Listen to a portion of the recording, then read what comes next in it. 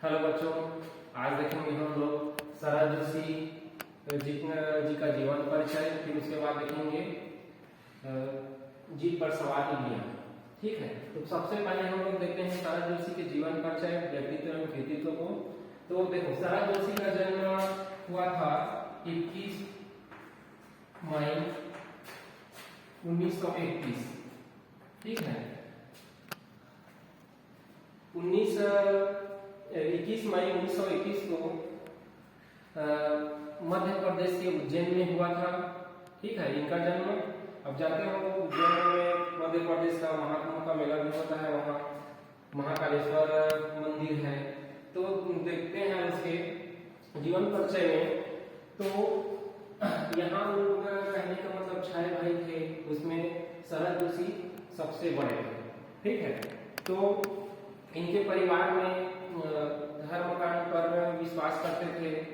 और जो शरद जोशी है यह व्यंग्यकार है। ठीक है, हिंदी के व्यंग्यकार हैं, जैसे हरिशंकर परसाई जी हैं वैसे। और फिर इनका जीवन परिचय के साथ साथ इनका कृतित्व भी देखेंगे। तो मैं आप लोग को एक ट्रिक के माध्यम से बता रहा हूँ। ठीक है, देखो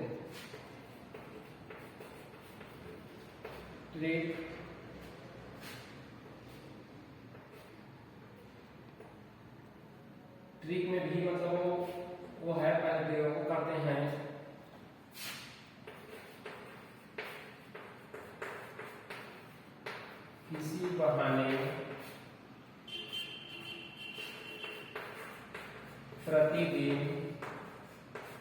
किसी बहाने प्रतिदिन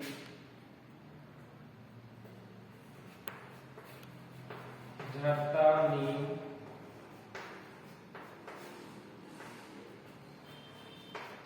नाटक के तीर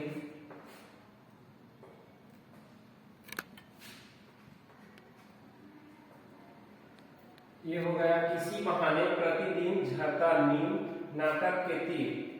ठीक है, देखो इसमें आप लोग को 4 जो कविता है वो याद हो गया। और इसी में है रहा किनारे बैठ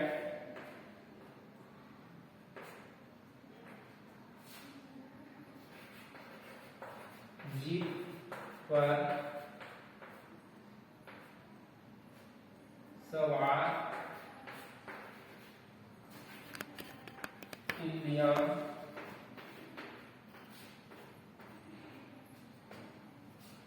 जीप पर सवार इंडिया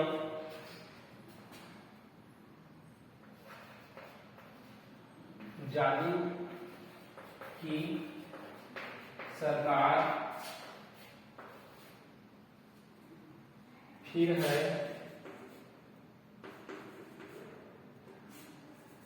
यथा समय यथा संभव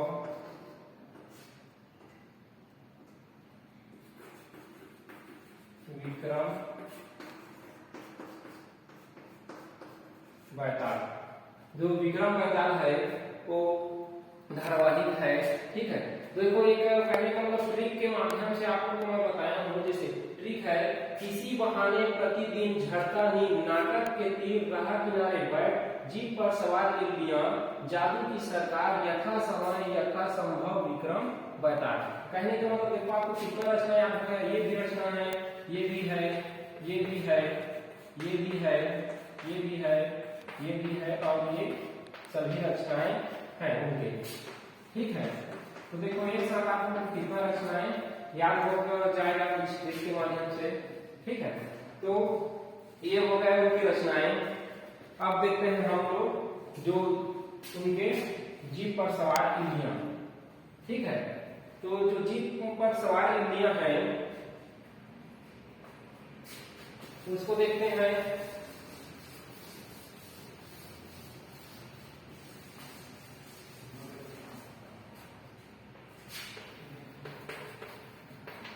जीप पर सवार लिया। देखो नाम से ही स्पष्ट है, जीप पर सवार लिया। अब सरल जोशी जो व्यंग्यकार है, यहाँ पर व्यंग किया गया है कि कैसे जीप पर सवार लिया है। लिया किससे कहा गया है? जीप में वो भी सवार। अब जानते हो जैसे कि यहाँ मतलब जो कर्मचारी है, कर्मचारी, नेता, जो अधिकारी, जो सरकारी कामकाज करते हैं, ठीक है, उनके ऊपर व्यंग्य किया गया है। व्यंग्य किया है, ठीक है।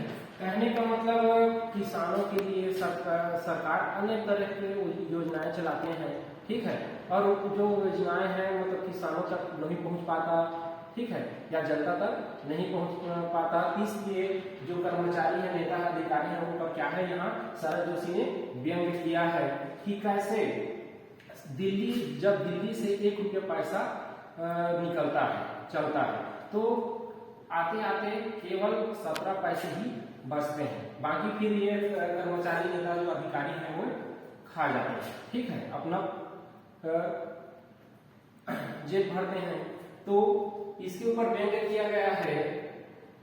तो हम लोग इसमें जो जीप पर सवार लिया है, वैसे मतलब जो जीप पर सवार लिया मतलब यहाँ जो सरकारी कर्मचारी हैं, जो सरकार के जो काम काज करते हैं, उनके ऊपर व्यंग्य किया गया है, जो अच्छे से काम नहीं करते हैं, ठीक है। तो अब देखते हैं, अब यहाँ शरद जोशी जो है लेखक, जो पात्र है, आपको देखा मतलब वो कर रहे हैं, इसमें जो लेखक है वो जानते हैं कि आप वो सोचते हैं कि यहाँ चने के झाड़ नहीं खेत होते हैं, ठीक है, उसको शंका का समाधान करना है।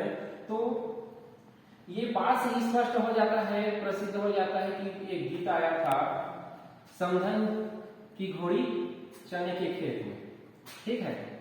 भले ही चने के झाड़ एक कल्पना है, ठीक है, चने के झाड़ को एक कल्पना है। तो यहाँ लेखक मतलब कहता है कि एक उसके जो मित्र थे, वो विद्वान थे, उनके साथ बातचीत करने से पता चलता है कि जो इला है, ठीक है, इला यह अन्न की अधिशास्थी है, और जो इल्ली है वो अन्न की नष्टार्थी है। इला मतलब अन्न की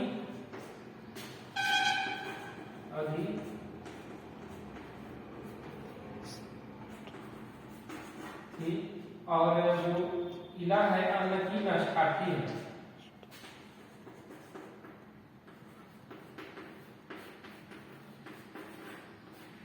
कहने का मतलब ये है, जो इला है वो इल्ली उसी से पैदा हुआ है। कहने का मतलब इला की बेटी है इल्ली, क्योंकि इला को मतलब पृथ्वी कहा जाता है, ठीक है, पृथ्वी तो धरती से ही उत्पन्न हुआ है, जो इल्ली है। अब इल्ली जानते हो, जैसे कहने का मतलब कोई पौधा या जो दाल वगैरह अनाज में रहता है कीड़ा, और धीरे धीरे उसको नष्ट कर देता है। भले ही बाहर से बहुत ही साफ दिखाई देता है, पर अंदर से खोखला हो जाता है। उसी प्रकार जो शरद जोशी ने व्यंग्य किया गया है, ठीक है, कि हमारा जो देश को खोखला किया जा रहा है, ठीक है। तो आगे में देखते हैं, यहाँ तो लेखक और उसके मित्र बातचीत करते हैं, ठीक है। फिर उसी समय उसकी जो पुत्री है वो भी बोलती है कि हमारे तो प्राकृतिक जो विज्ञान है उसमें भी मैंने पढ़ा है भाग 4 में कि इसी इल्ली से तितली बनती है, और तितली क्या करती है, फूलों में मंडराती है और रस चूसती है और उड़ जाती है, ठीक है। तो एक जो कवि है, ठीक है, एक व्यक्ति बोलने वाला था, वो अचानक से मतलब खड़ा हो जाता है, भाषण देने लगता है कि, और उसके पक्ष में, इल्ली के पक्ष में भाषण देना लग जाता है, ठीक है, और बोलता है कि जो इल्ली है वो बगीचा की शोभा है, ठीक है। तो लेखक कहते हैं कि अरे गोभी के फूल, ठीक है, जब चने के लड्डू, ठीक है, और उसके बेसन के भाव महंगे हो जाएंगे तब पता चलेगा वो बढ़ने की संभावना है और अपनी वाणी को विराम दे बैठ, ठीक है। तो व्यक्ति बैठ जाता है और लेखक मतलब कहता है कि मुझे जो इल्ली पर भाषण देने का मौका मिले तो क्या करेगा वो कि मेरे एक घर के मतलब बाजू से सूर्य मतलब उदय होता है और इधर नष्ट हो जाता है, मतलब वो अस्त हो जाता है, ठीक है, सॉरी। तो और अपनी भाषा का कोई वाणी को भी नाम दे देता है, ठीक है।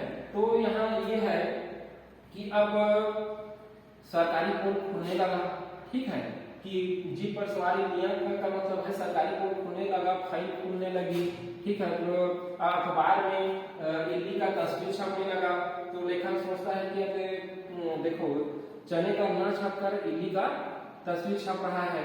तो फिर व्यक्ति क्या करते हैं, जो जितने भी कर्मचारी हैं सरकारी, सब अपना अपना काम करने के लिए मतलब इधर उधर भागते हैं, दौड़ते हैं, और फिर जो सरकारी काम काज है उसके ऊपर मतलब करते साथ मतलब ये जो कर्मचारी है अपना काम चालू कर देते हैं। और काम चालू करते हैं तो क्या करते हैं, जो खेतों के उन्मूलन के लिए मतलब फिर दौरा होता है, ठीक है।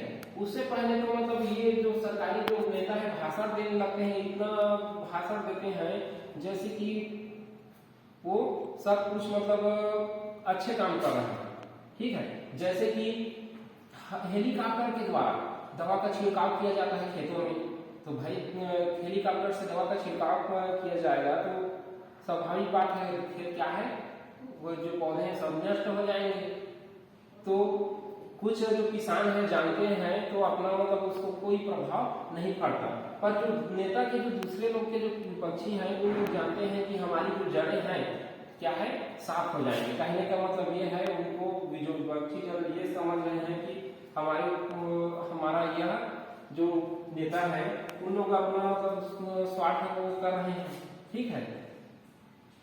फिर क्या होता है, अब जैसे खेतों के उन्मूलन के लिए मतलब जाते हैं तो जो लेखक है वो भी साथ में मतलब बढ़ जाता है, जीप पर सवार वो भी हो जाता है, और फिर ये लोग क्या करते हैं खेतों की ओर निकल जाते हैं। तो खेतों की ओर निकलते हैं लेखक और उसके जो मित्र हैं, ठीक है, लेखक और उसके मित्र, और एक कहने का मतलब जो कृषि अधिकारी, ठीक है, कृषि अधिकारी।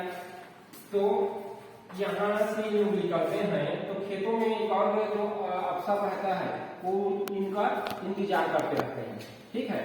फिर ये लोग पहुंचते हैं खेतों में उन्मूलन के लिए, ठीक है, जांच पड़ताल करने के लिए। तो वहां पहुंचते हैं तो किसान के पास पहुंचते हैं तो लेखक को पता चल जाता है कि सच में यहाँ चने के पौधे होते हैं, ठीक है, झाड़ नहीं होते हैं, क्योंकि जो घोड़ी है वहीं पर रहती है, ठीक है। तो यहाँ फिर ये बात है कि बेचारे किसान को मतलब पूछा जाता है कि यहाँ सच में पहले कृषि वगैरह होता था, मिट्टी को खोदते थे तो क्या निकलता, मतलब जमीन को खोदते थे तो क्या निकलता था। वो बेचारा आश्चर्य हो जाता है और समझ नहीं पाता, फिर तुरंत समझता है कि मिट्टी तो निकलता था सरकार ऐसे करके। तो लेखक कहता था कि हाँ, तो यहाँ पहले जब भी खेती वगैरह करते थे और जमीन को खोदते तो फिर उसके मतलब और कुछ अलग जो चीज निकलते, ठीक है, तो वो इतिहास से संबंधित रहता था, और मिट्टी भी नहीं निकलते तो यहाँ कृषि भी नहीं होता था, ऐसा मतलब उनका मानना है। फिर जो अधिकारी है, कृषि अधिकारी है, किसान को पूछता है फिर कि देखो यहाँ चने के पौधे में इल्ली तो नहीं दिख रहा है। तो जो छोटा अफसर रहता है वो जवाब देता है, हाँ में हाँ मिलाता है, हाँ सरकार नहीं तो है, तो कुछ तो है, फसल में कुछ तो है बोलता है, तो हाँ कुछ तो दिखाई दे रहा है और वो अधिक नुकसान नहीं पहुंचाएगा, ऐसे सोचते हैं, ठीक है। फिर अब कहने का मतलब ये है कि उसका स्वार्थी स्वभाव है, अब बोलता है कि मुझे कुछ चने चाहिए, ठीक है। तो जो अफसर रहता है वो किसानों को डराता धमकाता है और बोलता है कि अच्छा जो हरे हरे चने हैं उसको मेरे उसके जीप में डलवा दो साहब के। तो वो बेचारा क्या है डर में मतलब वो डरता है और फिर उखाड़ कर क्या है उसके जीप में डलवा देता है। और यहाँ मतलब जो कृषि अधिकारी और लेखक दोनों में बातचीत होते हैं कि मैंने पढ़ा था, ठीक है, मैथिली शरण गुप्त ने मतलब ग्रामीण जीवन में मतलब लिखा था कि गांव बहुत सुंदर है, वहाँ अच्छा लगता है, खेतों अच्छा लगता है। मैं जब भी पढ़ता हूँ जो ग्रामीण जीवन तो मुझे उससे अच्छा लगता है और मैं गांव की तरफ फिर पहुंच जाता हूँ। तो लेखक ने यहाँ भी व्यंग किया है।